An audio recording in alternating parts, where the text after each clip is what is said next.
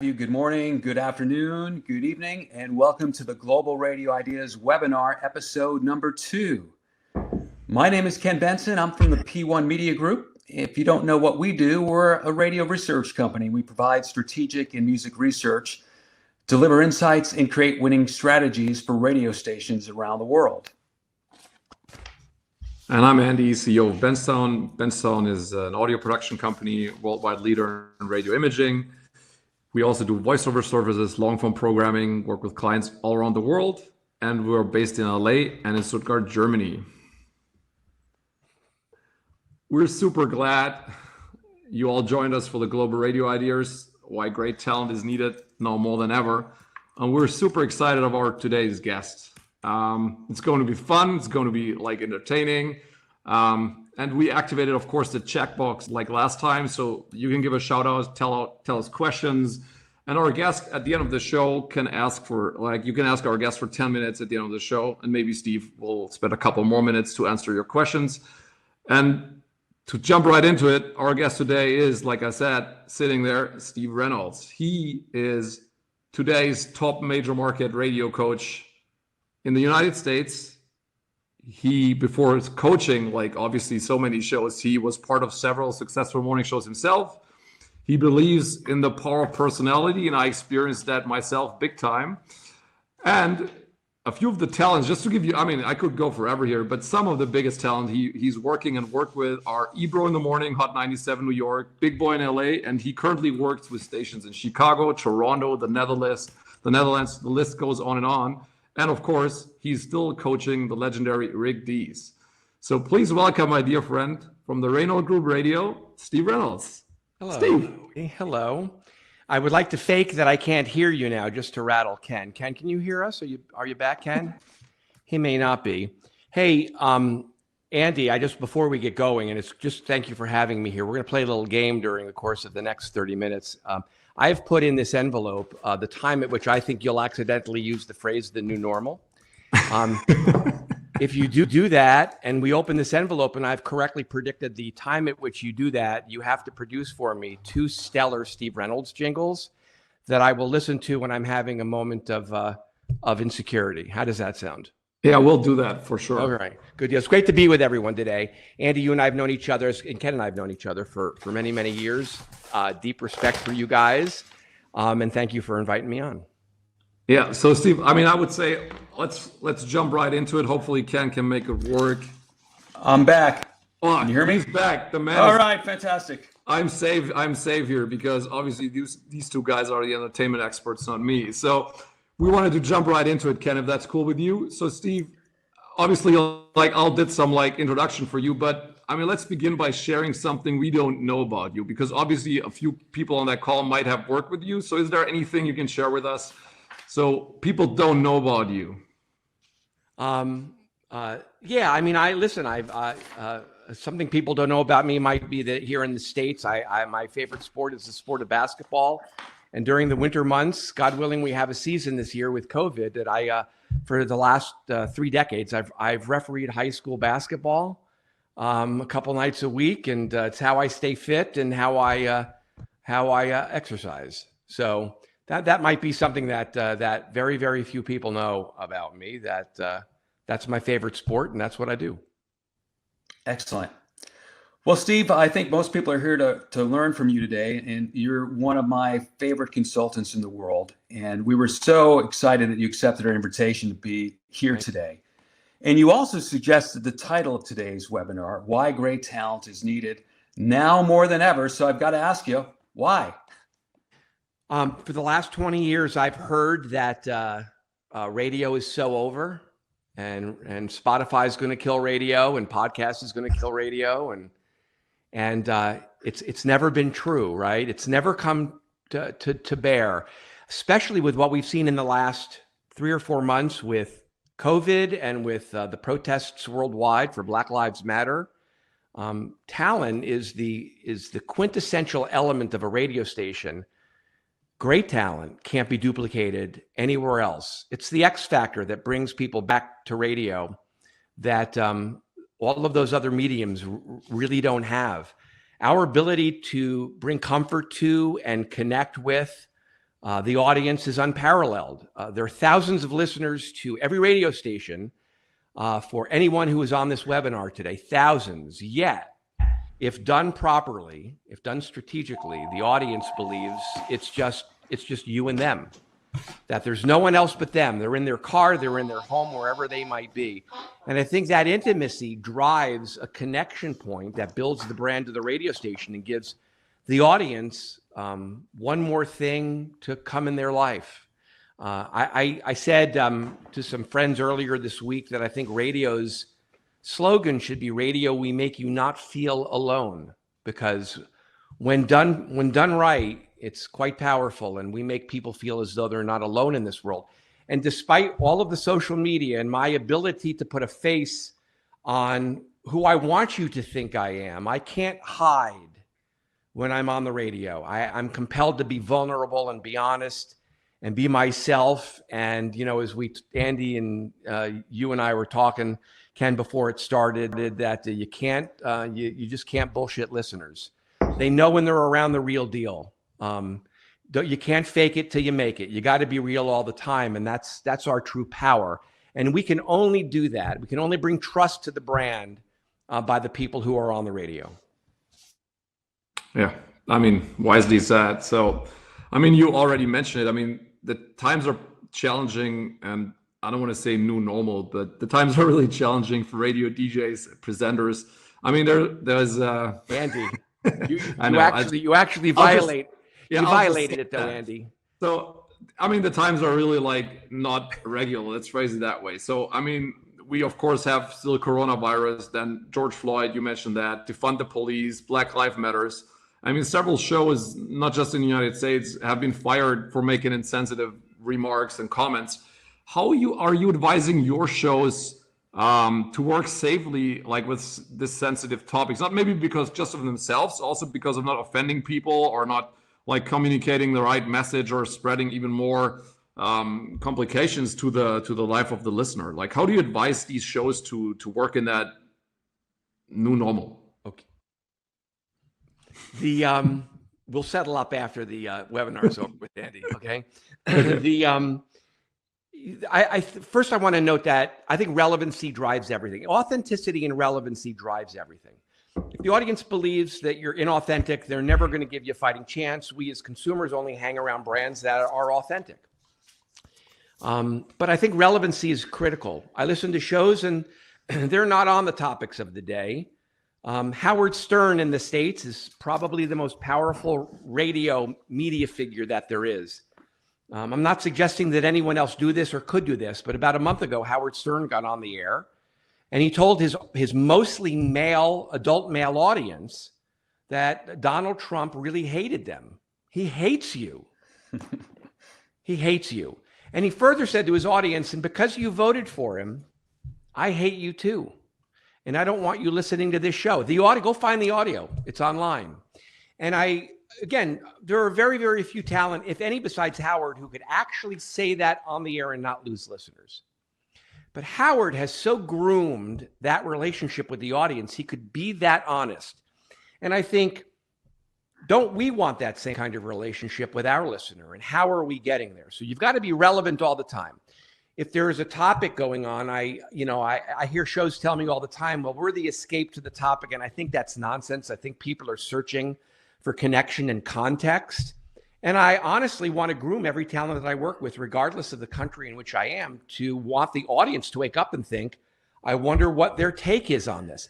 The critical X factor here is the tone you bring to it. I could say the same sentence a variety of ways. One could be super aggressive, puts you in your silo, makes you defensive and angry. And I could say it another way that is compassionate and understanding and open. And that's really what I coach. I'll go back to the protests. A lot of shows in the States were afraid of the protests because the prism through which they see it is politics. And then I said to many shows, what about getting on the air and telling the audience racism is bad?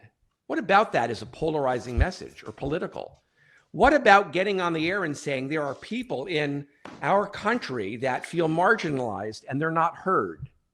What about that is polarizing or would make a listener call and say they don't want to listen to you any longer? tone is everything. And if we think that through and we're strategic and we understand emotionally where the audience is around the topics of the day and just show our humanity, then how could we not become more important to them in developing a connection point where they care about me so they care about the show? Yeah, totally. I mean, I think some of the next question we already have answered by this. I'll just try to rephrase it and run it by you. So, of course, a lot of the music radio stations are entertainment based, and you kind of like took this answer before. So how important do you think is news and information? Let's phrase it that way, because we're speaking about having an opinion. Like I'm asking specifically, like if you're a music related format or music driven format, how important is like the real, not opinion, but the real news and information update to those formats, like on this, like on the serious side of things, right? Not opinion, like really. When there's a breaking story, I think information is important. And I think information delivered by your friends, the people on the radio, the people that you feel you know, is perceived much differently than getting it from I was going to say credible news source, not that anyone on this webinar or anyone in our industry would give non-credible information. But what matters to me is information that's delivered to me by someone that I trust. And so I think when coronavirus is a story and people are in search of information, getting it from someone that I have a relationship with, which is again what we excel at, is really important. But there's a point at which, you know, there was a point in coronavirus where like all the information was out there. Anything else to share it was done. And so what the audience then wanted was humanity and lifestyle into the topic. Okay, so you would basically advise now Corona specific to basically move on because the information is, if there is not a hotspot close to where you live, to the show you're listening to, so to move on to entertainment and like to deliver what the audience is expecting, right? So that's what I think it's entertainment around the topic. Okay, so like here in the States, I work with Mojo in Detroit, one of my all-time favorite shows. No one could get a haircut. A problem for Ken, a problem for me. Hey. Not for me. Not for you, and that's, Andy, not your new normal. I mean, you know, there were no salons that were open. And so, you know, there are connection points around lifestyle too. Mojo broadcast on Facebook. He put a computer in his kitchen with his stylist on the computer. And then he was getting his hair cut from his wife, who had too much to drink because it was 7:30 at night. And his son was broadcasting all of it on Facebook. And I sat hysterical. I'm like, how does he know that that's my life? And I was entertained by it. So I don't think we pivot from the topic. I think we have to explore the topic and how it affects us as talent, and then use that and bring that to the show. Okay? In these challenging and trying times. And I've got one here too. So I don't think we depart the topic if the topic is still big. That's relevancy. Okay. Well, Steve, I'm glad you brought the props. It makes it much more interesting to watch you. McVeigh didn't bring props last week, and Valerie Geller's not bringing props next week. I had this. So listen, I saw you speak at a conference once some years ago, and you said something that I just will always remember. And I quote, "Life sucks, make them laugh." So I imagine everybody watching this today would agree that 2020 sucks. Right. So should we be turning up the laugh quotient when all this seriousness is also going on simultaneously in our lives? Yeah, absolutely. So when shows, I'll go backwards for a second. I ask shows, well, what did you do around the protest? And these are new shows that I work with. One most recently, well, we don't do politics is the answer. What that is to me is fear. They're scared of doing it. And their excuse is it's politics. Therefore, I don't have to deal with it. So they get on the air and they do all their bland and boring features that don't matter on right now. And then I reframe it for them. Okay. I teach them tone. I explore with them in conversation how to do it in a way that makes the fear go away. And then we find the humor points. The people are not looking for an escape from the topic. They're looking for an escape from the seriousness of the topic. And those are big differences, right? So I'll turn a show on and they'll be doing their impossible trivia question or their bland feature that I don't think should be on right now. And I say, let's find a fun thing to do around coronavirus now that the fear is gone and we know what we have because we have information. Show your humanity and make me feel. I'll give you one other example here in the States. One of the pieces of advice when the protests started is I said to the shows that I work with, on Sunday, I had phone calls with near every show to prepare for Monday, because that's what you got to do, right? You have to help them by twisting it and changing the angles. And I said, you could get on the air and be angry about all of the destruction, and that might be polarizing, I said, I want you to think, if you were at church yesterday, what would your preacher say in the sermon, and how would they say it? What would the tone of that be? That's what I want our show to sound like. And there are multiple shows that I work with, but I'll cite one in particular that found an African-American preacher and brought them on the show under the banner of we're white and we don't know this. We don't know this. And we have to be comfortable, vulnerable to share that. And by the end of the segment with the black preacher, Trump was never mentioned. Politics was never mentioned. Destruction was never mentioned. And I wept because I found it to be so powerful. Connection. Brand building. That's why great talent is needed now more than ever, because Spotify can't do that. And if you do it and your competitor isn't, there'll be a bond that happens that bring people back. Steve, I love your statement when you said people are looking from an escape from the seriousness of the topic. And to me, that hits home and that really says it all. There's two big differences. There's a time to play radio and a time to serve the community. So at the height of COVID, at the height of the protests, we had to serve the community. Information done in a serious way, but showing our humanity, okay? And then there's time to play radio, which is I haven't had my hair cut. And so I'm going to create humor from that, or whatever else is going on in your world, which more than likely is going on in the audience's world. So let's explore that and find out what's there to have fun. I wish more of our clients here over in Germany would have seen it the same way. So we'll try to implement a lot of the stuff we've done with Benstown for the US radio stations here as well with our clients. But like they all shied away and try to basically do the new normal, like by entertaining, literally like the same way they did before, because they were shying away from this topics in terms of like, they were afraid of addressing it in the right way. And I think it's a really important thing is like it's easy to address that. And I think that's what I find so remarkable about what you said and about your way of like coaching people.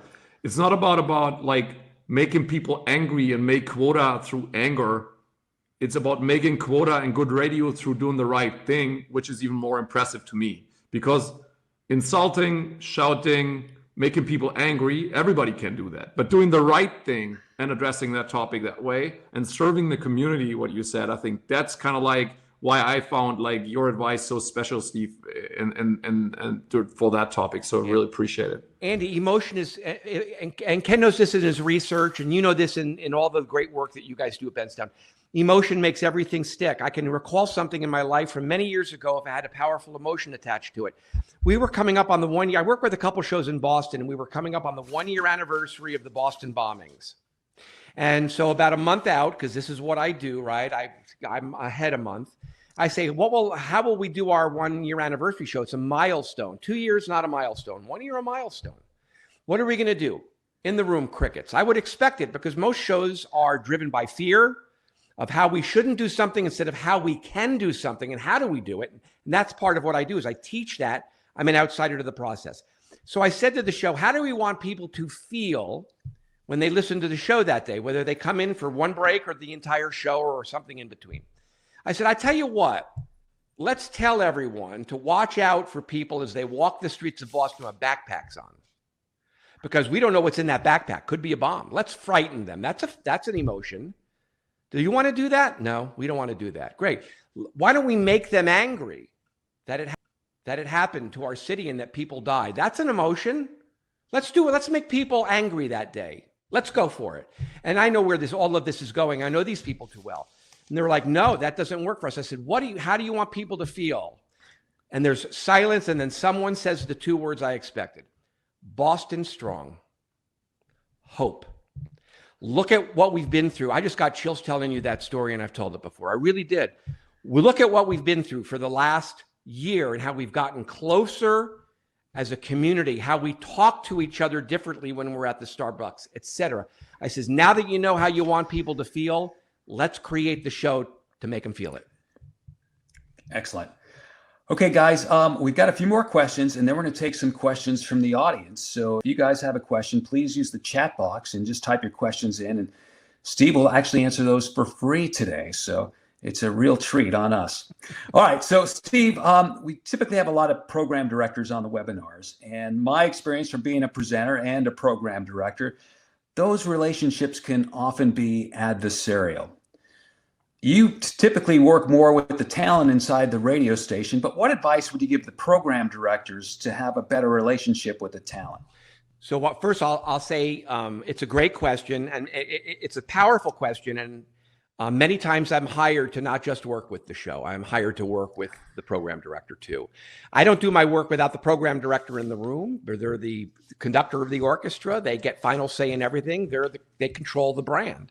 So this is not I show up and tell the show what to do and, we're off, being renegades. This has to be done in conjunction with the program director who has a vision for how they want their station to sound. But part of this too is helping the program director to learn not only how you do personality radio, challenge their conventional wisdom, but also form the culture of the team so we're all on the same strategy and influence how everyone thinks. I think the most important thing that a program director can do is take a course or two in psychology to understand. I bet there might be some people smiling now at that, but it's the truth. I mean, I've been in counseling myself, and I think I better understand how people react to it. I better understand that that's fear telling me no, than it's their lack of interest in doing it. And so if I tackle the fear, I make the fear go away, I open them up to do it. I think learning through courses in psychology, or just being a better understanding what motivates talent to do this, and dealing with them at that core level helps solve some of it. I'll say the last thing I'll say in this regard, Ken, is that I'm a relationships-based person. It's what's in my DNA. There's no talent I work with, regardless of where they are, where I don't want to get to know them personally. I want to get to know everyone personally, and I want to care about them as people. And I think I'm being genuine, that if I care about you, I can influence how you look at all of this, because the consultant doesn't scare you any longer. And it's okay to not know the answer to it.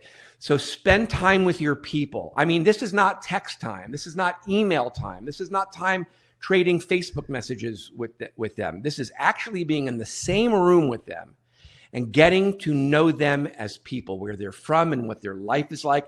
And the more I've done that, the greater impact I feel I've had with those people. And the program director should do that, because it's your most precious quality, time. Excellent. Great. So let's try to flip that really quick from that psychological, which goes in the same direction though, obviously. So because imaging can be influencing people as well. So how do you use imaging to support storytelling and to support the great talent you work with on air? So what do you think is important here? So I spoke with two shows that I work with here in the States this morning, and I had this conversation with them of a reminder that what we are at our core is storytellers. We tell stories. Stories are quite powerful. Every great song is a story, right? Any reality show you watch are telling you a story, or any TV show is telling you a story. And we're storytellers. And I think production, considering that we are the ultimate picture, we can create images in people's minds. That's what I love about our industry, is our ability, being completely faceless, to tell a story that creates a picture. And I think production does all of that. And if we're not using all of our ability through audio and production to help us tell stories and stage breaks, we're missing an opportunity for something to sparkle. And then it's one-dimensional. And I have this conversation very regularly with shows, that you have to understand the value of production into appropriate breaks to make it stand out and be three-dimensional for the audience. That's really great advice, Steve. And I even remember back in my programming days, which is a while ago now, having the same conversation with my staff. And you watch a TV show like Entertainment Tonight and how well they integrate audio and music into their stories and their teases, into their promos. I mean, they were beating radio by a wide margin. Mm-hmm. And I think that's an area where, and I'm glad Andy asked the question, where radio can really improve and excel, and should excel. We're audio experts. Yeah, we are, and we have the ability to paint that picture. Right. So I'm going to flip the question again here and take it to another direction, coming from the research side. What tools do you find to be of most value to shows from a research standpoint? Well, I'll page into my program director years. I wasn't the program director for very long. Most of my career is being on the air and then doing this work with talent. I believe in research. I mean, I've always say that the trajectory has always been images lead to perceptions, perceptions lead to ratings, and ratings lead to revenue. That's always the case. And that's a process that you cannot accelerate. It has its own life, that you have to earn images. You have to earn the right images. The shows I work with know the images that I want them to earn. And the images I want them to earn are universal across any format. I've worked every format. Sports talk to conservative talk radio to every permutation of music. Earn the images that we all agree to, and those will lead to perceptions. And perceptions lead to listenership. That's the most fun show in town. They're the most real people in town. They're different than anything else I've heard, or they're super relevant. If you do that, then you will get the ratings. And I think the only way we gauge where we are in our relationship to earning those images is what you do, Ken. It's doing research and getting super unbiased input from listeners that would never share otherwise what they think of what they're hearing. So whether that's dial testing or it's broad-based perceptual research or it's focus groups, I've always believed that those are important tools by which we can make adjustments to our content strategy to better fit the audience to move along that spectrum of images lead to perceptions, perceptions lead to ratings, ratings lead to revenue. Right. So let me jump on this really quick. What do you do? Because that's a topic like I got asked here pretty often from the program directors I work with. So let's say the research was great. We know the production is well. Everything sounds great on that radio station. Just your talent doesn't fit the research images you need to have to be a market leader or whatever the position in the market should or would be for that particular station. So how do you address that conversations, with the talent to shift gears, and maybe worst case scenario, how do you explain like the talent that they might not be the right person for the job you see through the images? Mm-hmm. Because I feel that's a very complicated situation, right? You get the truth here served by somebody like Ken, and you got the people you should and have to work with on the other side, and that might not fit together that well. Right. Or can you change that? Yeah.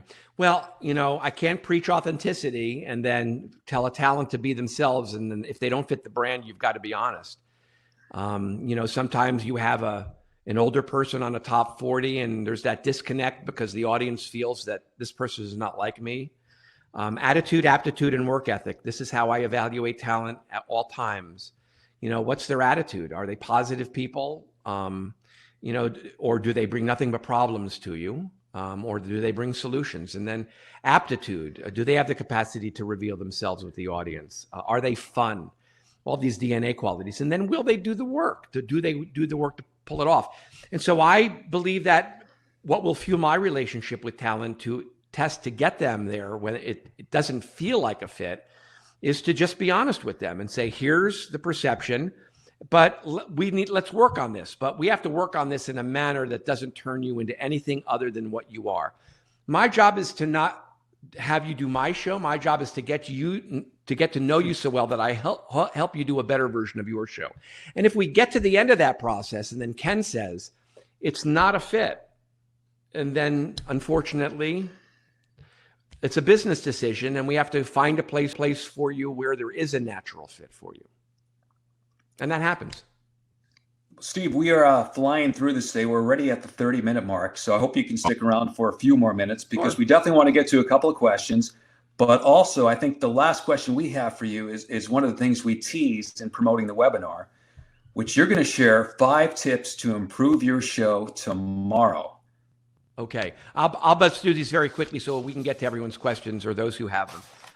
These are 5 tips that I think improve shows, short and long term. Here's tip number 1. Stop looking at social media for feedback. I didn't have it when I was on the air, thank God, because I would have been like most people on the webinar. I would have been absorbed looking at it. I don't believe all of the positives and I don't believe all of the negatives. These are the loudest voices in the room, and your perceptions are the true ascertainment of what your perceptions are driven by people you'll never hear from. And so if you come to someone like me and say, oh my God, they love it, and I ask, where did you see that? And that you cite social media, I'll say, how many comments did you see? You'll tell me 4. And I'll say, we have 100,000 listeners. Are you comfortable making a strategic decision to do more or less of that based on 4 people out of 100,000? It's dangerous and it screws with your brain. It will potentially give you a warped view of what you do, good and bad. So stop looking at social media for feedback on your program. All the bad stuff and all the good stuff, I don't believe any of it. Have a content strategy and work it. Sometimes it's right, but most times ignore it, okay? Number 2, grow your points of differentiation so you are even more unique. At every show I work with, I say, how are we different? What are only we giving them that they can't get from anyone else, okay? I can only get the iPhone from Apple. Yeah, I might be able to buy it at a variety of locations, but I can only get the iPhone. It's a point of differentiation from them that I happen to, and I think the brand is deeply authentic. I'm buying it. This has to be more past, I'm on the show. That's not good enough. Okay, what do you give them that is dramatically different from anyone else? Go take an inventory of that in the next 24 hours on your show or on your station. And whatever that list is, 2 things, 3 things, 5 things. If we come back in 6 months, I hope you've doubled the list, because having as many of those creates a unique experience for the audience that they can only get from you. Number 3, I'm a culture guy. I think we have to be about the radio station. Commit to making the other personalities on the station the stars on your show, and then work super hard with them to help them make you a star on their show. That's a brand. Unless you're in a silo and it's all about me, and it shouldn't be all about you, that's a brand. And so be about everyone and then help them be about you, and all boats will rise. Number 4, the audience does not get little stuff. We always believe if we nuance, we'll make nuance. We'll change the music bed. We're going to move the benchmark from 15 to 23 after the hour. And the audience doesn't hear any of that. Whenever I've done research, and Ken, I bet you're going to nod up and down when you've done focus groups. The only thing, one of the many things retained by people are big things. And we just got done doing labs at a major market show that I worked with last week, and all we got back were big things. Be committed to do big things, because in this cluttered world, big things cut through and are memorable if you do them right. Number 5, and this goes to relevance, it's not the topic that makes the audience come back. That's the portal that might make them turn you on. What makes them come back is what you do with the topic. This goes back to point number 2 about doing something different. Any show could get on the air and talk about the protests, but the show that got the African-American preacher to come on and talk about their life in the face of the protests is something different. So it's what you do with the topics of the day that makes you sticky in the moment, which creates this vibe. I'll miss something special if I don't turn them on, and that makes them return. That's really great advice, all 5 tips. And in fact, we're going to switch over now and take the audience Q&A. Again, if you have a question, just type it in the chat box. We'll get to as many as we can. The first question is related to what you were just talking about, Steve. It comes from Margaret Lim. The advice of not being afraid to have discussions on topics is great, But how do you advise dealing with station owners who give the instruction to not talk about sensitive discussions? Right. It's tough, right? They own the station and they get control, and find a talent coach who's willing to develop a relationship with them to get them to change their prism on it. If we were to do it this way, here are the elements of a great brand. If we were to do it this way, would your talent not bond with the audience more deeply?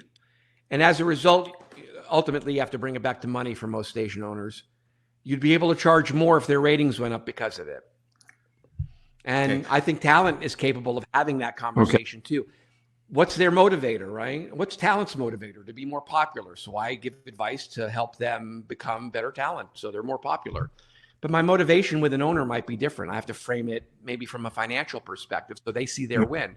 And then they're like, okay, let's try it. You've made me comfortable. You've taken my fear away.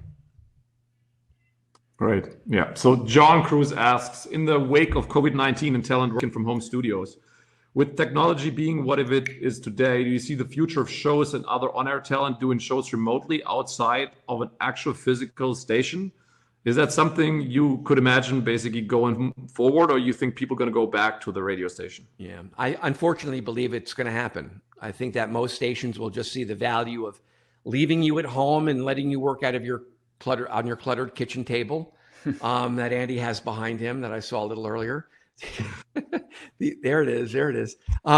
Unfortunately, yes, which means we have to work really hard in prep, because I think the best prep happens when we're together in the same room and can discuss stuff. You have to work over hard in preparing. It's really easy to be lulled into this complacency when you're in your cocoon in your house. So I do see it. But I like this, right? I think this creates a great opportunity for us in radio to level up how we do all of this stuff.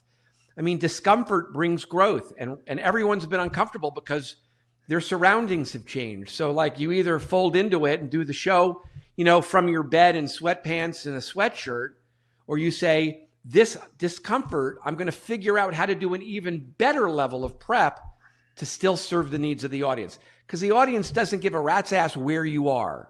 They come because they're greedy. They just want to be entertained. They just want to connect. They just want to be around real people. They just want to hear something that's different. They just want humanity. So the answer to John's question is yup. So now the question will be, how will you react to it to grow even more as a talent?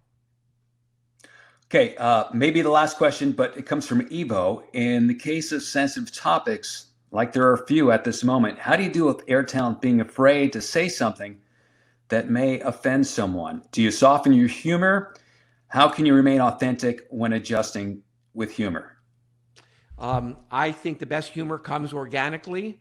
I've heard breaks on shows that have been at their ground level, very serious topics. And to break the tension, someone will say something humorous. I think it's when we try to be funny is when we depart, and you get that. For me, the best breaks happen when I'm talking with a show on a Skype or a Zoom or on the phone, or I'm in a meeting in whatever forum it takes. And, I will, without shows realizing it, just sort of get them into a conversation about what's going on in a very natural way. I'll never say the protests, what are we doing with it? Because I think that's a conversation stopper. That puts them over here in their mind frame. I'll say, oh my God, I just saw the video of that, knowing they probably did too. And then we get into a very natural conversation. And instead of getting them, the radio personality commenting, I get them, the human being, commenting on it. And I'm making mental note, and I'm being inquisitive, and I'm getting them to show themselves. And they might say something genuinely humorous in the course of it that is never off-putting. And then I will note, that's your break. Go do that tomorrow. And they're like, look at what he did to us. Yeah. And it's come outside the process.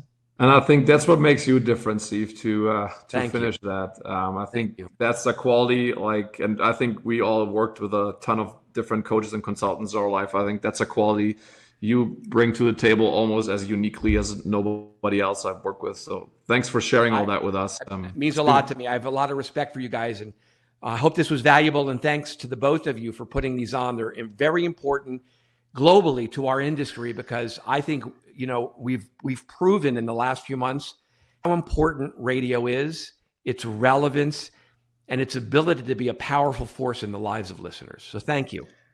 Thank you, Steve. And from Tim Slats, thanks much for doing this. Learned a lot. So I imagine that's the feeling of everybody that's participated today. So thank you for being here.